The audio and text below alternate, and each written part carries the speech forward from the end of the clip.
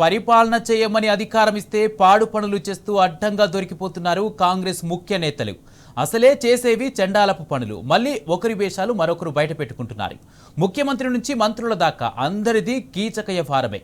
ఇది స్వయంగా వాళ్లకు వాళ్ళే బయట పెట్టుకుంటున్న సిగ్గులేని వ్యవహారం. ముఖ్యమంత్రికి డబ్బా కొట్టే ఒక ఛానల్లో నల్గొండ మంత్రి గారి రాసలీలపై ఓ స్టోరీ ప్లే అయింది. ఓ మహిళ IAS కు మంత్రికి లింకు పెట్టి సదరు ఛానల్ స్టోరీ ప్లే చేసింది. ఇది ఫుల్ వైరల్ అయింది. అయితే ఈ వ్యవహారాన్నంతా నడిపింది సీఎం పేషీనేనని రాష్ట్రమంతటా చర్చ జరిగింది. ఇదే వ్యవహారంపై స్పందించిన మంత్రి కోమటిరెడ్డి తీవ్ర వ్యాఖ్యలు చేశారు. ముఖ్యమంత్రి రేవంత్ రెడ్డి కూడా అర్ధరాత్రి పూట ఎవరి ఇంటికో వెళ్లారని మీడియాలో వచ్చిందని గుర్తు చేశారు. అలాగే రేవంత్ ఎవరో ఒక మహిళను బండి మీద ఎక్కించుకొని పోయాడని కూడా వార్తలు వచ్చాయని, సీఎం పేషీలో ఓ మహిళ సెటిల్మెంట్ల వ్యవహారం కూడా టీవీలో వచ్చిందని కోమటిరెడ్డి చెప్పాడు. అరే ఏదైనా మంత్రులైనా బాగా సీఎం గారి మీద ఏకంగా మీరు మోటార్ సైకిల్ ఫోటో పెట్టేసిండ్రు. అసలు ముఖ్యమంత్రి గారి హోదాలో ఉన్న ఆయన మీద వచ్చినప్పుడు కూడా నాకు చాలా బాధ అనిపించింది. అర్ధరాత్రి 2 గంటలు ముఖ్యమంత్రి గారు అదేమైనా అర్థం ఉన్నా? ఎందుకంటే నేను ముఖ్యమంత్రి గారు, నేను కాంగ్రెస్ పార్టీకి మళ్ళీసారి కూడా రేవంత్ రెడ్డి గారు. అరే ఏదైనా మంత్రులైనా బాగా సీఎం గారి మీద ఏకంగా మీరు మోటార్ సైకిల్ ఫోటో పెట్టేసిండ్రు. అసలు ముఖ్యమంత్రి గారి హోదాలో ఉన్న ఆయన మీద వచ్చినప్పుడు కూడా నాకు చాలా బాధ అనిపించింది. అర్ధరాత్రి 2 గంటలు ముఖ్యమంత్రి గారు అదేమైనా అర్థం ఉన్నా? ఎందుకంటే నేను ముఖ్యమంత్రి గారు, నేను కాంగ్రెస్ పార్టీకి మళ్ళీసారి కూడా రేవంత్ రెడ్డి గారు. మొత్తంగా రాసలీలల వ్యవహారంలో కోమటిరెడ్డి వ్యాఖ్యలు ఇప్పుడు పొలిటికల్గా దుమారం రేపుతున్నాయి. రేవంత్ బ్యాచ్ తనను టార్గెట్ చేసింది కాబట్టి కోమటిరెడ్డి కూడా రేవంత్ బాగోతాలను బయట పెట్టాడని చర్చ జరుగుతున్నది. అటు జనం మాత్రం మొత్తంగా గుంపు మేస్త్రి పాలనలో అన్ని కంపు వ్యవహారాలన్న మండిపడుతున్నారు. కాంగ్రెస్ పార్టీ తప్పుడు హామీలు నమ్మి అధికారం అప్పగిస్తే సీఎం టు మినిస్టర్స్ అందరూ ఇదే దిక్కుమాలిన పనులు చేస్తున్నారని జనం ఈసడించుకుంటున్నారు. ఇక బాధ్యతలని వాళ్ళను గద్దెనెక్కించినందుకు తెలంగాణ పరువును తీస్తున్నారని ఆవేదన వ్యక్తం చేస్తున్నారు.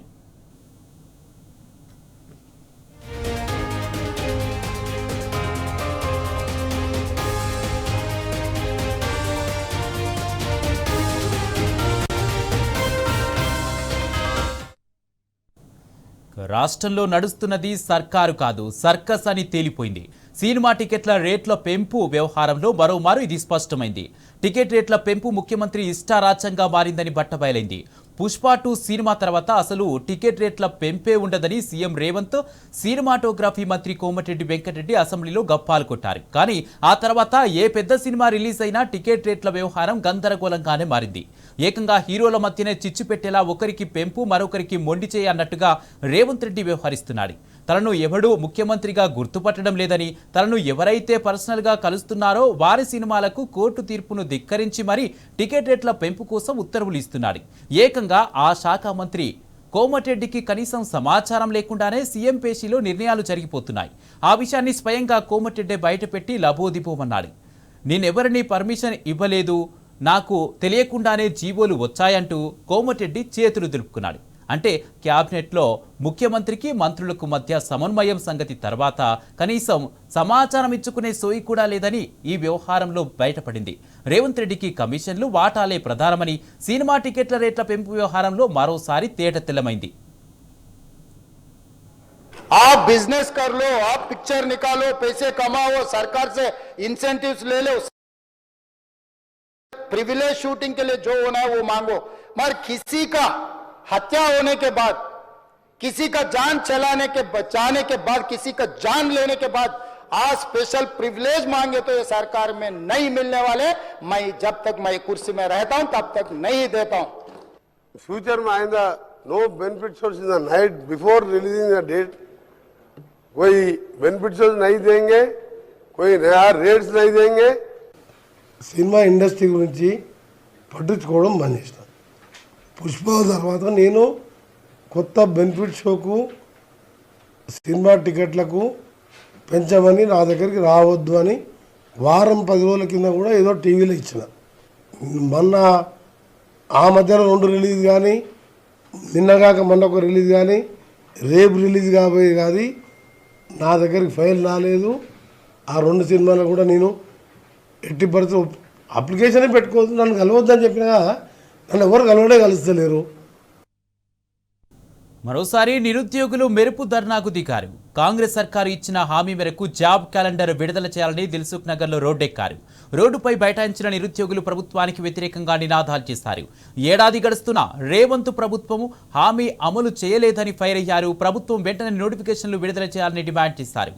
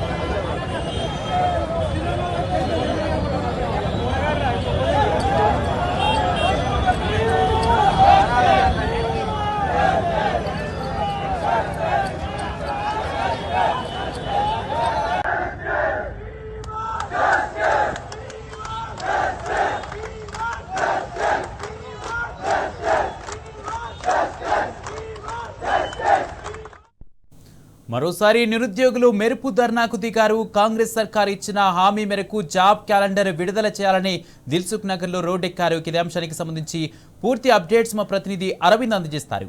అరవింద్, నిరుద్యోగులంతా కలిసి మెరుపు ధర్నాకు దిగినట్టుగా తెలుస్తుంది. నిరుద్యోగులు ఏమంటున్నారు?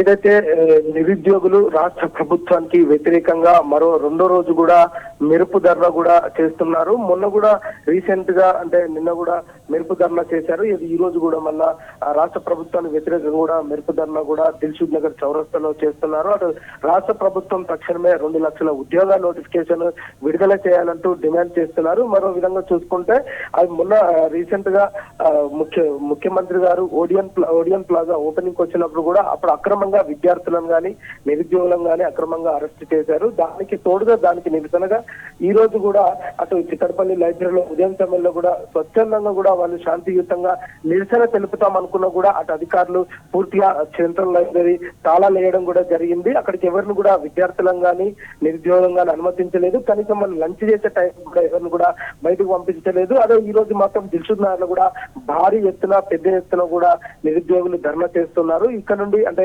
దాదాపు దిల్సుఖ్ నగర్ చౌరస్తా నుండి అటు సాయిబాబా టెంపుల్ సైట్ నుండి కూడా బస్ స్టాండ్ దగ్గర నుండి కూడా అనేకమైన నిరుద్యోగులు కూడా అందరూ వచ్చి రోడ్డు మీద బైఠాయించి రాష్ట్ర ప్రభుత్వానికి వ్యతిరేకంగా నినాదాలు ఇస్తూ తప్పకుండా ప్రభుత్వం 2 లక్షల ఉద్యోగాలు భర్తీ చేస్తానని అంటే గతంలో దిల్సుఖ్ నగర్ గాని అంటే అశోక్ కానీ కాంగ్రెస్ నాయకులు వచ్చి మమ్మల్ని ప్రోద్బల చేసి బీఆర్ఎస్ ప్రభుత్వం ఓడించాలంటూ మాకు మాయమాటలు చెప్పి రాజకీయాల్లో విద్యార్థులను నిరుద్యోగులను వాడుకొని నేను నిండా ముంచిందంటూ కూడా వాళ్ళు ఆవేదన వ్యక్తం చేస్తున్నారు. మరొక విధంగా చూసుకుంటే ఏదైతే రాహుల్ గాంధీ చిక్కడపల్లి లైబ్రరీకి వచ్చాడు, అటు రేవంత్ రెడ్డి కూడా చిక్కడపల్లి లైబ్రరీకి వచ్చాడు. కానీ సమస్యలు విద్యార్థుల నిరుద్యోగుల సమస్యలు పరిష్కరించడానికి మాత్రం అశోక్ నగర్కి ఎందుకు రాలేకపోతున్నారు? అంటే ప్రైవేట్ గా ఓడియన్ ప్లాజా ఓపెనింగ్ కోసం వచ్చాడు కానీ నిరుద్యోగుల దగ్గరికి ఎందుకు రాలేకపోయాడంటూ మా సమస్యలు ఎందుకు పరిష్కరించలేదంటూ కూడా ఇప్పటికే వాళ్ళు తీవ్రంగా మండిపడుతున్నారు. అటు ఏదైతే దిల్సుఖ్ నగర్ లో అటు ఎస్ఐ కానిస్టేబుల్ గ్రూప్ 1 ఆస్పిరెంట్స్ కానీ మరి టెట్ కానీ డిఎస్సి కానీ ఇతరత్రకు అన్నికి సంబంధించిన నిరుద్యోగులు కూడా అక్కడ కాంపిటేటివ్ ఎగ్జామ్స్ కు ప్రిపేర్ అవుతారు. ఇక్కడ అశోక్ నగర్ చిక్కడపల్లి ఈ ప్రాంతాల్లో కూడా వాళ్ళు ప్రిపేర్ అవుతారు. అయితే వాళ్ళందరూ కూడా ప్రధానంగా డిమాండ్ మాత్రం నోటిఫికేషన్ రాష్ట్ర ప్రభుత్వం వేయాలి, త్వరితగతిన 2 లక్షల ఉద్యోగాలు పూర్తి చేయాలి. కనీసం ఇప్పుడు ఇమీడియట్ గా మాకు హామీ ఇచ్చిన ప్రకారం మాత్రం కనీసం ఇప్పుడు 50,000 ఉద్యోగాలన్నా కూడా నోటిఫికేషన్ వేసి నింపాలి. అంటే గతంలో బీఆర్ఎస్ ప్రభుత్వం ఇచ్చిన నోటిఫికేషన్లకు మాత్రమే ఎగ్జామ్స్ కండక్ట్ చేసింది బీఆర్ఎస్ ప్రభుత్వమే, మెరిట్ లిస్ట్ ఇచ్చింది బీఆర్ఎస్ ప్రభుత్వమే, కేవలం పోస్టింగ్ పత్రాలు ఇచ్చింది మాత్రమే కాంగ్రెస్ ప్రభుత్వం. కానీ దాంట్లో అనేకమైన అవకతవకలు జరిగాయంటూ కూడా విద్యార్థులు నిరుద్యోగులు ఆరోపణలు చేస్తున్నారు. అంటే పాత బీఆర్ఎస్ గవర్నమెంట్ ఇచ్చిందే తప్ప కాంగ్రెస్ ప్రభుత్వం ఇచ్చింది లేదు, ఎలాంటి ఉద్యోగ నోటిఫికేషన్ లేదు, ఎలాంటి మెరిట్ లిస్ట్ లేదు. అటు గ్రూప్ 1 గ్రూప్ 2 గ్రూప్ 3 లో కూడా ట్రాన్స్పరెంట్ గా జరుపుతా అన్నాడు, అందులో కూడా ట్రాన్స్పరెంట్ లేదు. ఇప్పటి వరకు మెరిట్ లిస్ట్ కూడా పెట్టింది అంటే బహిర్గతంగా మెరిట్ లిస్ట్ కూడా పెట్టింది కూడా ఎక్కడ దాఖలాలు లేవంటూ కూడా వాళ్ళు ఆవేదన వ్యక్తం చేస్తున్నారు. అటు మరొక విధంగా చూసుకుంటే టీజీపీఎస్సీని యూపీఎస్సీ తరహాలో కూడా దాన్ని తీర్చిదిద్దుతానని చెప్పిన ముఖ్యమంత్రి మీరు ఇప్పుడు ఎందుకు ఆలస్యం చేస్తున్నాడు అంటే యూపీఎస్సీ కట్టుదిట్టంగా పగడబందీగా ఉంటుంది కానీ దానంత విధంగా టీజీపీఎస్సీ తీర్చిదిద్దుతా అన్నాడు ఇంతవరకు లేదంటూ కూడా తీవ్రంగా మండిపడుతున్నారు. వెంటనే group 1, group 2, group 3, group 4, SI, constable ఇంకా అనేకమైన ఉద్యోగాలకు సంబంధించిన నోటిఫికేషన్లు కూడా వెంటనే రిలీజ్ చేయాలంటూ కూడా దిల్సుఖ్ నగర్ లో పెద్ద ఎత్తున భారీ సంఖ్యలో కూడా నిరుద్యోగులు వచ్చి ధర్నా చేస్తున్నారు. ఒక విధంగా కూడా అక్కడ పోలీసులు కూడా విద్యార్థులు ధర్నాకు చూసుకొని అక్కడ కూడా భారీగా పోలీసులు మోహరించడం కూడా జరిగింది. విద్యార్థులు నిరుద్యోగులు ఎవరిని కూడా రోడ్డు పైనకి రాకుండా కూడా రోడ్డు సైడ్ ఆపి కట్టడి చేసే పరిస్థితి కూడా కనిపించింది. ఇచ్చిన మాట ప్రకారం రాష్ట్ర ప్రభుత్వం వెంటనే నెరవేర్చాలంటూ కూడా డిమాండ్ చేస్తున్నారు. దిల్సుఖ్ నగర్ మెట్రో దగ్గర కూడా చుట్టుపక్కల మెట్రో దగ్గర కూడా పోలీసులు కూడా మోహరించారు. అక్కడ అశోక్ నగర్ లో ఉన్న గల్లీలలో కూడా అటు చిక్కడపల్లి ఉన్న గల్లీలలో కూడా పోలీసులు భారీ బందోబస్తుగా ఆ గల్లీలలో కూడా గస్తీ వేసినట్టు కూడా ప్రధానంగా తెలుస్తుంది. దిల్సుఖ్ నగర్ లో మాత్రం ఇప్పటికే నిరుద్యోగులు ఆందోళన బాట పట్టారు. మరోసారి మెరుపు దాడి చేస్తున్నారు. తక్షణమే రాష్ట్ర ప్రభుత్వం 2 లక్షల ఉద్యోగాలకు సంబంధించిన నోటిఫికేషన్ కూడా ఇవ్వాలంటూ కూడా వాళ్ళు డిమాండ్ చేస్తున్నారు. Kumar right, thank you Arvind.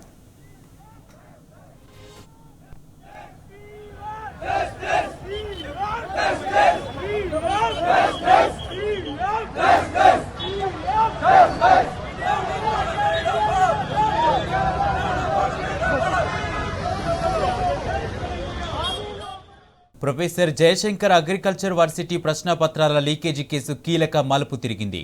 Warangal వ్యవసాయ కాలేజీలో అడ్డదారి తొక్కిన ఇద్దరు అధికారులపై సస్పెన్షన్ వేటు వేశారు. Junior assistant Karthik, technical assistant question paper incharge Ramesh ను విధుల నుంచి తప్పించారు. దీంతో పాటు 5 ఇన్ సర్వీస్ విద్యార్థుల ప్రవేశాలను రద్దు చేశారు.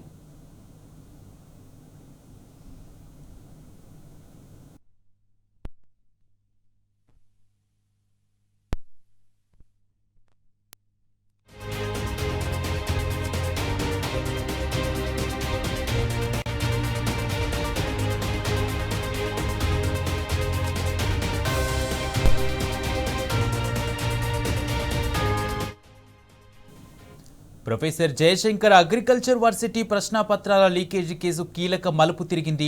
వ్యవసాయ కాలేజీలో అడ్డదారి తొక్కిన 2 అధికారులపై సస్పెన్షన్ వేటు వేశారు. ఇదే అంశానికి సంబంధించి పూర్తి అప్డేట్స్ మా ప్రతినిధి రవికాంత్ అందజేస్తారు. రవికాంత్. కుమార్, ఏదైతే జయశంకర్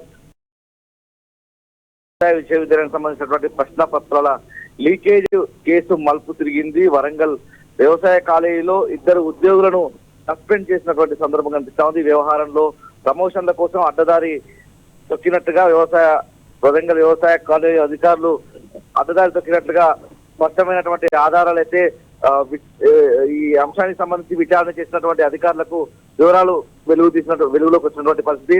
వరంగల్ వ్యవసాయ కాలేజీకి సంబంధించినటువంటి అధికారుల పాత్ర ఉన్నట్లు తేలడంతో జూనియర్ అసిస్టెంట్ గా ఉన్నటువంటి కార్తీక్, అదేవిధంగా టెక్నికల్ అసిస్టెంట్ ప్రశ్నపత్రాల ఇన్ఛార్జ్ గా ఉన్నటువంటి రమేష్ కు సస్పెండ్ చేశారు.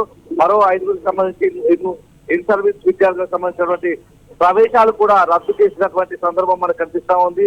పూర్తిగా ప్రొఫెసర్ జయశంకర్ వ్యవసాయ యూనివర్సిటీకి సంబంధించినటువంటి పిఎస్సి 3వ సంవత్సరం మొదటి సెమిస్టర్ పరీక్షల్లో ప్రశ్నపత్రాలు లీక్ అయినట్టుగా మొదటగా జగిత్యాల నుంచి బయటకు వచ్చినటువంటి సందర్భంలో వరంగల్లోనూ 6 మీదనైతే చర్యలు తీసుకున్నారు. ఎగ్జామ్స్ రాసిన 5 పైన ఏదైతే వాళ్ళ ప్రవేశాలను రద్దు చేశారో మరో 2 పైన 2 ఉద్యోగులను అయితే సస్పెండ్ చేసినటువంటి పరిస్థితి.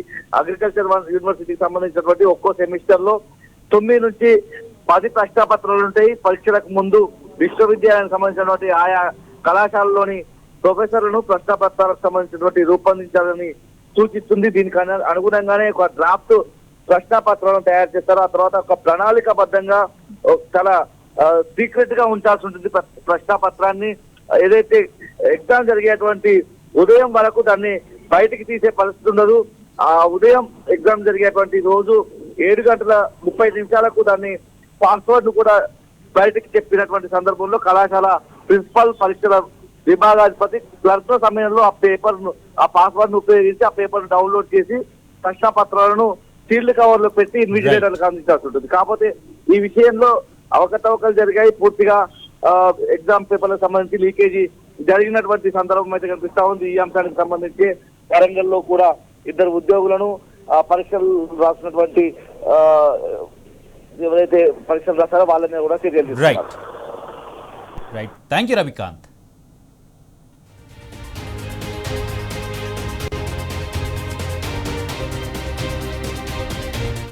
సంక్రాంతి పండుగ కోసం పట్నం వాసులు పల్లెబాట పట్టారు. హైదరాబాద్ నుంచి సొంతూళ్లకు జనం వెళ్తుండగా చౌటుప్పల్ మండలం పంతంగి టోల్ ప్లాజా వద్ద ట్రాఫిక్ జామ్ ఏర్పడింది. హైదరాబాద్ విజయవాడ నేషనల్ హైవే అద్దంకి నుంచి నార్కెట్పల్లి రహదారి రద్దీగా మారింది. ఒక్కరోజే 1,00,000కు పైగా వాహనాలు వెళ్లాయని అధికారులు తెలిపారు. మరో 2 రోజులు పరిస్థితి ఇలాగే ఉంటుందని స్పష్టం చేశారు. మరింత సమాచారం ప్రతినిధి రాము అందిస్తారు. సంక్రాంతి పండుగ నేపథ్యంలో హైదరాబాద్ విజయవాడ జాతీయ రహదారి అద్దంకి టు నార్కల్ రహదారి పెద్ద ఎత్తున కూడా రద్దీగా ఏర్పడింది. ఒక రోజులో దాదాపు 80,000 వాహనాలు ఈ రహదారి మీదుగా ప్రయాణించినట్టుగా ఎన్హెచ్ఏ అధికారులు కూడా చెప్తున్నటువంటి పరిస్థితి మనకు కనిపిస్తోంది. లక్షలాది వాహనాలు, వేలాది వాహనాలు ఒకసారిగా రోడ్డు ఎక్కడంతో చౌటుప్పల్ మండలం పంతంగి టోల్ ప్లాజా వద్ద, అదేవిధంగా కేతిపల్లి మండలం కొర్లపాటు టోల్ ప్లాజా వద్ద, చిలకల టోల్ ప్లాజా వద్ద కూడా పెద్ద ఎత్తున కూడా భారీగా ట్రాఫిక్ జామ్ ఏర్పడుతున్న పరిస్థితి కూడా మనం చూస్తున్నాం. ప్రస్తుతం మనం అద్దంకి టు నార్కల్ రహదారి వద్ద ఉన్నాం. ఇక్కడ చూడొచ్చు నిమిషానికి వందలాది వాహనాలు వెళ్తా ఉన్నాయి. ఒక్కొక్క వాహనం 30 సెకండ్లు ఈ టోల్ గేట్ దాటుతున్న పరిస్థితిని కూడా మనం చూస్తూ ఉన్నాం. ప్రధానంగా హైదరాబాద్ విజయవాడ జాతీయ రహదారి అయితే వాహనాలతో రద్దీగా మారింది. ఎక్కడికక్కడ కూడా సెన్సెక్స్ భారీగా పెరిగింది. మామూలు రోజుల్లో 40,000 వాహనాలు ప్రయాణిస్తే ఈ సంక్రాంతి నేపథ్యంలో వాళ్ళు సొంత గ్రామాలకు వెళ్తారు కాబట్టి హైదరాబాద్ జంట నగరాలు ఉన్నటువంటి ప్రజలందరూ కూడా పట్నం నుంచి పల్లెబాట పట్టారు కాబట్టి పెద్ద ఎత్తున కూడా వాహనాలన్నీ కూడా వేలాది వాహనాలు రోడ్డు ఎక్కినటువంటి పరిస్థితి మనం చూస్తూ ఉన్నాం. ఇదే రకంగా మరొక 2 రోజుల పాటు కూడా ఇదే రకంగా ట్రాఫిక్ జామ్ ఉంటుందని కూడా నేషనల్ హైవే అథారిటీ సంబంధించినటువంటి అధికారులు చెప్తా ఉన్నారు. ఈ నేపథ్యంలోనే టోల్ ప్లాజాల వద్ద హ్యాండ్ స్కానర్లు ఏర్పాటు చేశారు, అదనంగా సిబ్బందిని ఏర్పాటు చేశారు. ఒక్కొక్క వాహనం బ్యారెల్లు దాటుకొని 3 సెకండ్ల లోపే ముందుకు కదిలేలాగా ప్రత్యేక ఏర్పాటు చేసి సాఫ్ట్వేర్ని అప్డేట్ చేసినప్పుడు కూడా ఇక్కడ చాలా రకాలుగా ట్రాఫిక్ జామ్ అయితే ఏర్పడుతూ ఉంది. హైదరాబాద్ విజయవాడ జాతీయ రహదారి పైన 17 చోట్ల బ్లాక్ స్పాట్లో గుర్తించి వాటన్నిటి కూడా సర్వీస్ రోడ్లు, ఫ్లైఓవర్లు, అదేవిధంగా అండర్ పాస్వేల నిర్మాణం జరుగుతోంది 17 చోట్ల. ఇందువల్లనే చాలా చోట్ల ఏదైతే ఈ రహదారికి సంబంధించినటువంటి మరమ్మతులు జరుగుతున్నాయో అక్కడ పెద్ద ఎత్తున కూడా మనకు ట్రాఫిక్ జామ్ ఏర్పడుతుంది. ప్రస్తుతం మనం చూస్తాం ఇది ఒక బ్లాక్ స్పాట్. ఇక్కడ ఫ్లైఓవర్ నిర్మాణానికి పూనుకున్నారు. ఈ ఫ్లైఓవర్ నిర్మాణ పనులు కూడా జాప్యం జరుగుతుండడంతో, చాలా నెమ్మదిగా జరుగుతుండడంతో ఇక్కడ వాహన రాకపోకలకు తీవ్రంగా అంతరాయం ఏర్పడుతోంది. వాహనాలను కూడా నెమ్మదిగా కలుగుతూ ఉన్నాయి. దాదాపుగా 17 చోట్ల ఇదే రకంగా పరిస్థితి మనకు కనిపిస్తోంది. చిట్యాల, పెదకాపర్తి, చిన్నకాపర్తి, సూర్యాపేట, జనగామ క్రాస్ రోడ్, అదేవిధంగా చౌటుప్పల్, ధర్మజగూడెం ప్రాంతాల్లో 17 చోట్ల ఫ్లైఓవర్ల నిర్మాణం, అండర్ పాస్వేల నిర్మాణం, సర్వీస్ రోడ్ల నిర్మాణం జరుగుతుంది కాబట్టి అక్కడ వాహనాలు అనేవి కూడా నెమ్మదిగా కలుగుతున్నాయి. అధికారుల వైఫల్యం అనేది మనకు స్పష్టంగా కనపడుతోంది. ముందస్తుగానే 2 రోజుల ముందుగానే ఇవన్నీ కూడా సరి చేసుకోవాల్సి ఉంటుంది. ఎక్కడ కూడా వాహనాలు ట్రాఫిక్ జామ్ లేకుండా చర్యలు తీసుకోవాల్సినటువంటి ప్రభుత్వ యంత్రాంగం, అధికారులు నిమ్మకు నీతిగా వ్యవహరించడంతో జాతీయ రహదారి అంతా కూడా కొంత రద్దీగా మనకు కనపడుతోంది. వాహనాల ట్రాఫిక్ జామ్ ఎక్కడికక్కడ కూడా మనకు కనపడుతోంది. జనగామ క్రాస్ రోడ్లో రద్దీగా ఏర్పడుతోంది. కొర్లపాటు టోల్ ప్లాజా వద్ద, పంతంగి టోల్ ప్లాజా వద్ద కూడా 2-3 కిలోమీటర్ల మేర వాహనాలను కూడా రద్దీగా ఏర్పడుతూ ట్రాఫిక్ జామ్ అయినటువంటి పరిస్థితిని కూడా మనం చూస్తూ ఉన్నాం. ప్రతిసారి సంక్రాంతి సీజన్ ముందు వేలాది వాహనాలు రోడ్డు ఎక్కుతాయి. మామూలు రోజుల్లో ఈ రోడ్డు పైన 40,000 వాహనాలు సెన్సెక్స్ ఉంటాయి. సంక్రాంతి సమయంలో, సెలవుల సమయంలో ఒక రోజులో 80,000 వాహనాలు, 1,00,000 వాహనాలు కూడా ప్రయాణిస్తాయని కూడా ఎన్హెచ్ఏ అధికారులు చెప్తున్నటువంటి పరిస్థితిని కూడా మనం చూస్తూ ఉన్నాం. అందుకు తగ్గట్టుగా టోల్ ప్లాజా సంబంధించినటువంటి సిబ్బందిని ఏర్పాటు చేసుకున్నప్పుడు కూడా బ్యారర్లు దాటుకొని వాహనాలు వెళ్ళడానికి కొంత సమయం అయితే పడుతూ ఉంది. ఇక రామోజీ ఫిల్మ్ సిటీ, అదేవిధంగా అక్కడ ఉన్నటువంటి మెట్టు ప్రాంతంలో పెద్ద ఎత్తున కూడా 8 లైన్ల రహదారి నిర్మిస్తున్నటువంటి క్రమంలో అక్కడ నెమ్మదిగా కలుగుతూ ఉన్నాయి. చాలా చోట్ల రద్దీగా ఏర్పడుతోంది. ఈ నేపథ్యంలోనే పోలీసులు కొంత చర్యలు తీసుకున్నప్పుడు కూడా అవి ఏవి కూడా సఫలీకృతం కాలేదు. ప్రధానంగా కంపెనీల నుంచి, ఏదైతే పెద్ద పెద్ద ఫ్యాక్టరీల నుంచి, పెద్ద పెద్ద కంపెనీల నుంచి పెద్ద పెద్ద కంటైనర్లు రోడ్డు ఎక్కకుండా వాళ్ళందరూ కూడా ముందస్తుగా ఇన్స్ట్రక్షన్ ఇచ్చినప్పుడు కూడా చాలా భారీ నేపథ్యంలోనే చాలా రకాలుగా ట్రాఫిక్ జామ్ ఏర్పడుతున్నట్టు కూడా ఇక్కడ ఉన్నటువంటి ప్రయాణికులు చెప్తున్నటువంటి పరిస్థితిని కూడా మనం చూస్తూ ఉన్నాం. ఇవాళ, రేపు, ఎల్లుండి 3 రోజులు కూడా ఇదే రకంగా వాహన రద్దీ అనేది మనకు కనపడుతూ ఉంది. ప్రధానంగా టోల్ ప్లాజాల వద్ద అదనపు సిబ్బందిని ఏర్పాటు చేసి ఎప్పటికప్పుడు స్కానర్లతో వాహనాలన్నీ కూడా ముందు పంపించాల్సి ఉన్నప్పుడు కూడా కొర్లపాటు టోల్ ప్లాజా వద్ద కొంత నిర్లక్ష్యం అయితే మనకు కనపడుతోంది. వాహనాలు స్కానింగ్ చేసుకొని రుసుము కట్టి ముందుకు వెళ్ళేటువంటి క్రమంలో ఒక్కొక్క వాహనానికి నిమిషం పడుతుంది కాబట్టి కొంత వాహనాల రద్దీ అయితే మనకు కనపడుతోంది. ఇక్కడ బ్లాక్ స్పాట్లు ఉన్నటువంటి నేపథ్యంలో పెద్ద ఎత్తున కూడా మనకు ట్రాఫిక్ జామ్ ఏర్పడుతోంది.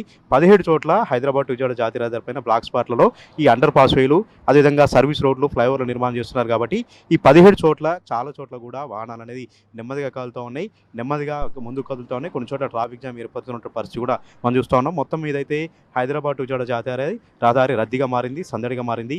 వేలాది వాహనాలు ఒక రోజులోనే రోడ్డు ఎక్కడంతో ఈ ప్రాంతం అంతా కూడా సందడిగా మారినటువంటి పరిస్థితి, చాలా రద్దీగా మారినటువంటి పరిస్థితి కూడా మనకు అనిపిస్తోంది.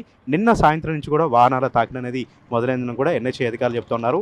నిన్న సాయంత్రం 5 గంటల నుంచి ఈరోజు ఉదయం 5 గంటల వరకు 80,000 వాహనాలు ఆంధ్ర ప్రాంతానికి, గుంటూరు ప్రాంతానికి వెళ్ళాయని కూడా చెప్తా ఉన్నారు. ఇక్కడ చౌటుపల్లి పంతాంగి టోల్ ప్లాజా దాటుకున్న తర్వాత నార్కట్పల్లి వరకు కూడా భారీగా ట్రాఫిక్ జామ్ ఉంటుంది. నార్కట్పల్లి నుంచి కొంతమేర ఇటు సూర్యాపేట వెళ్ళే వాహనాలు, గుంటూరు వెళ్ళే వాహనాలు విడివిడిగా వెళ్తాయి కాబట్టి కొంత డైవర్షన్ ఉంటుంది కాబట్టి కొంత ట్రాఫిక్ జామ్ అనేది సూర్యాపేట ప్రాంతాల్లో, కోదాడ ప్రాంతంలో కొద్దిగా తక్కువగా ఉంది. కానీ నార్కట్పల్లి నుంచి చౌటుపల్లి మధ్యలో అటు రామోజీ ఫిల్మ్ సిటీ వరకు అయితే భారీగా వాహనాల రద్దీ అయితే మనకు కనపడుతోంది.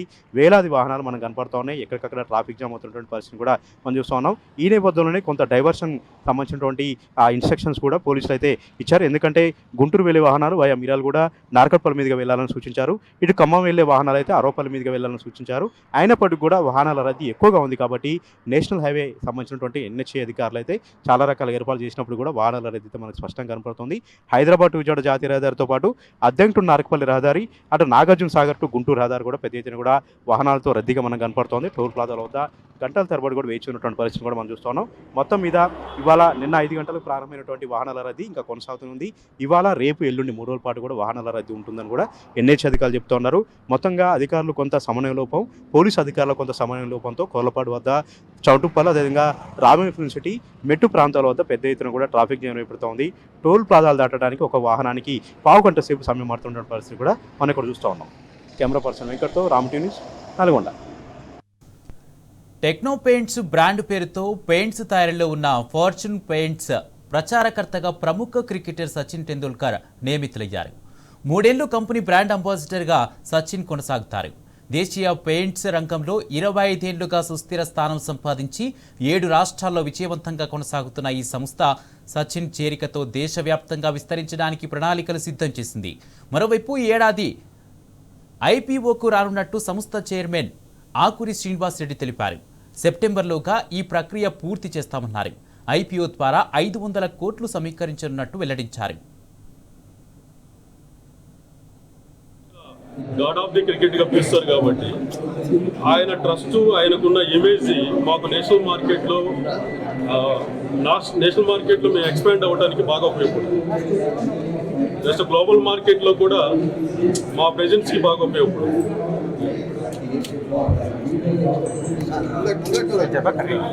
ఆల్మోస్ట్ ఇప్పటి వరకు ఒక 7 స్టేట్స్లో ఆపరేషన్ స్టార్ట్ అయ్యింది. మిగతా పాటు కూడా ఆల్రెడీ స్టార్ట్ చేసాం.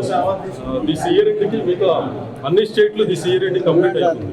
అంటే మాది మోడల్ ఈజ్ డిఫరెంట్ మోడల్ కాబట్టి ఇప్పుడు మొత్తం కంట్రీ అంతా 780 డిస్ట్రిక్ట్స్ ఉన్నాయి. ఈ 780 ఫ్రాంచైజీస్ని ఎక్స్పాండ్ చేస్తున్నాము. And metro cities and capital సిటీస్లో రెవెన్యూ పార్ట్నర్స్లో అపాయింట్ చేస్తున్నాం. ఒకటి paint manufacturing plus application services, one vertical. Second one is tied to district headquarters లో ఫ్రాంచైజ్ అపాయింట్ చేస్తాం. అక్కడి నుంచి material sales plus supply and application కూడా స్టార్ట్ అవుతుంది. నెక్స్ట్ మిగతా మెట్రోస్లో అన్ని మెట్రోస్లో కూడా రెవెన్యూ పార్ట్నర్స్ అపాయింట్ చేసి వాళ్ళ ద్వారా మొత్తం ఎంటైర్ ఆ సిటీ మొత్తం కూడా corporate painting services and material sales కూడా అక్కడ స్టార్ట్ అవుతుంది. In the Hyderabad and the Malpurna existing clients and automation is going to become integrated into one client and automation is there. One is in north and one is west side.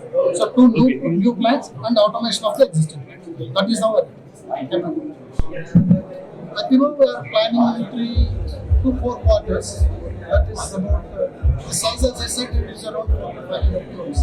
The rest of the things we are still working. Begumpet Taj విమంతా హోటల్లో GNU next gen 2026 summit జరిగింది. విద్యార్థుల్లోని talent వెలికి తీసేందుకు Guru Nanak university ఈ summit నిర్వహించింది. విద్యార్థుల్లోని క్రియేటివిటీని వెలికి తీసేందుకు summit ఏర్పాటు చేశామని గురునానక్ యూనివర్సిటీ ఛాన్సలర్ సర్దార్ గగన్ దీప్ సింగ్ తెలిపారు. విద్యార్థుల్లో ఉన్న సామర్థ్యాన్ని బయటకు తీస్తామని అభిప్రాయపడ్డారు. విద్యార్థులు సమ్మిట్లో పాల్గొన్నారు. Namaskar Andarki. Today we have hosted the GNU Next Gen Summit from Guru Nanak University. Basically, it is a competition among schools that we have done from all over the country. We visited about more than 500 schools where competitions were done on Stockathon and mini Shark Tanks. So this is to encourage the students to look at entrepreneurship as well and be focused on to becoming an entrepreneur. This is to inculcate entrepreneurship amongst all the students of the various schools. So So we have participation from a lot of schools all across the country. We have from Calcutta, Shimla, Jammu Kashmir. We have a student from Chandigarh as well. So this was a very active competition, and Guru Nanak University has hosted this. So we had about 500 teams from various schools that participated. But in the shortlisting, we had 8 teams that came in here from all across the country, and out of which 2 were the winners. So a lot of investors, Indian investors, have also come for this event, and I'm sure the 2 projects that have been approved by the Sharks, so they'll be getting a lot of funding as well. So this is just to promote entrepreneurship among students and to encourage the youth to look at setting up their own businesses. GNU next programme ఈ సంవత్సరం start చేసింది. Guru Nanak university ఈ తీసుకున్న ఇనిషియేటివ్లో all India బేసిస్లో 500 schools and colleges participate చేశాయి. ఇది పోయిన 2 నెలలకెళ్ళి కార్యక్రమం జరిగింది. దాంట్లో ఈరోజు ఇక్కడ ఫైనల్ జరిగింది. దాంట్లో సుమారు 200 స్కూళ్ళు పార్టిసిపేట్ చేశారు. దాంట్లో స్టాకథాన్ అండ్ మినీ స్టాక్ ట్యాంక్ అని పిల్లలకి ఒక స్టార్టప్ లాగా వివరంగా వాళ్ళకు కాంపిటీషన్ పెట్టేసిన తర్వాత అది ఈరోజు ఇక్కడ ముగింపు జరిగింది. ఫైనల్ కూడా అయిపోయింది. దాంట్లో వాళ్ళకు అవార్డ్స్ కూడా ఇచ్చాము. గురునానక్ యూనివర్సిటీ హైదరాబాద్ ఇబ్రాహీంపట్నంలో ఉన్న కాలేజ్కి ఒక కొత్త ఇనిషియేటివ్ తీసుకున్నాము. మా కాలేజ్ పోయిన 25 సంవత్సరాలు ఎడ్యుకేషన్ ఫీల్డ్లో ఉంది. Guru Nanak institution of technical campus, Guru Nanak institution of technology అని ఆ బేస్ మీద మన గురునానక్ యూనివర్సిటీ వచ్చింది. పోయిన సంవత్సరం మనం IBM ఇంకా SAP అని కోర్సెస్ కూడా టైఅప్ చేశాము. ఇది ఒక చాలా మంచి నిర్ణయం తీసుకొని గురునానక్ యూనివర్సిటీ ఒక ఇనిషియేటివ్ తీసుకొని ఆల్ ఇండియా బేసిస్లో తనకు ప్రెజెన్స్ తీసుకోవాలని ఒక ఉత్సాహంతోనే ఈ కార్యక్రమం చేయబడింది. Thank you.